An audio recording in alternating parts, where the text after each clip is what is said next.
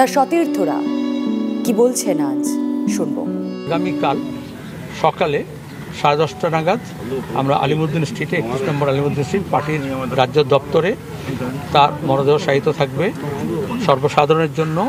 এবং যেহেতু দিল্লি থেকে অন্যান্য রাজ্য থেকে অনেকে আসবেন, তাদের জন্যই আমাদের আজকে রাত্রে রাখতে হচ্ছে। উত্তরবঙ্গ থেকে আসবেন, তারা যাতে আসতে পারেন ওভারনাইট।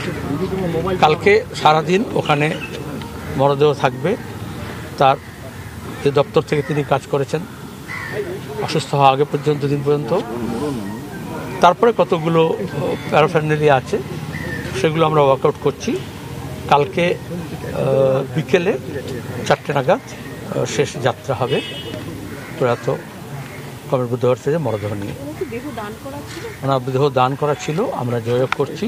তার শেষ ইচ্ছা অনুযায়ী তা আমরা সেই দেহটা চিকিৎসা স্বাস্থ্যের গবেষণার জন্য তুলে দেবো তার হাতে। প্রাক্তন মুখ্যমন্ত্রী বাম গণ আন্দোলনের শীর্ষ নেতা কমরেড বুদ্ধদেব ভট্টাচার্যের জীবনাবসান হয়েছে, তাকে সম্মান জানানো হবে। শেষ সম্মান জানিয়ে এনআরএসে চিকিৎসার জন্য দেহ দান করা হবে। আজকে কিছুক্ষণ মধ্যে তার চক্ষু দান করা আছে, নেওয়া হবে। স্বাভাবিকভাবেই এই সময়ে আমাদের পার্টি, ভারতের কমিউনিস্ট পার্টি মার্ক্সবাদী আজকে এবং কালকে তার শেষকৃত্য সম্পন্ন হওয়া পর্যন্ত পার্টির পতাকা অর্ধনমিত থাকছে, শোক পালন করা হচ্ছে। এই কর্মসূচি হচ্ছে এখন পর্যন্ত পার্টি ঘোষণা করেছে।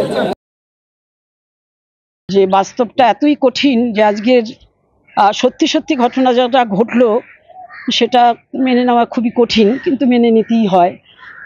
কাজেই একটা বুদ্ধদার চলে যাওয়া একটা ইতিহাসের সময়কালটা, সেই সময়কালটা তো বুদ্ধদেব ভট্টাচার্য যে শোক, আজকে যে অভাব, আজকে এই চলে যাওয়া জনিত কারণে আমাদের যে অত্যন্ত কি বলবো, একটা ভয়ানক রকমের কষ্ট হচ্ছে।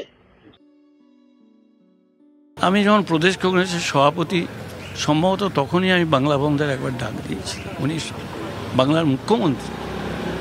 আমরা একই কমপ্লেক্সে থাকি, কিন্তু কোনোদিনও তিক্ততা তৈরি হয়। এই যে একটা সামাজিক সৌজন্যতা বোধ যেটা রাজনীতির ঊর্ধ্বে বিদ্যমান, সেটা ভেঙে যাচ্ছে। তো এই জেনারেশনটা যত অবলুপ্ত হয়ে যাচ্ছে তত কিন্তু এটা ভাঙতে শুরু করেছে। এটা চরম দুঃখে এবং দুর্ভাগ্যে।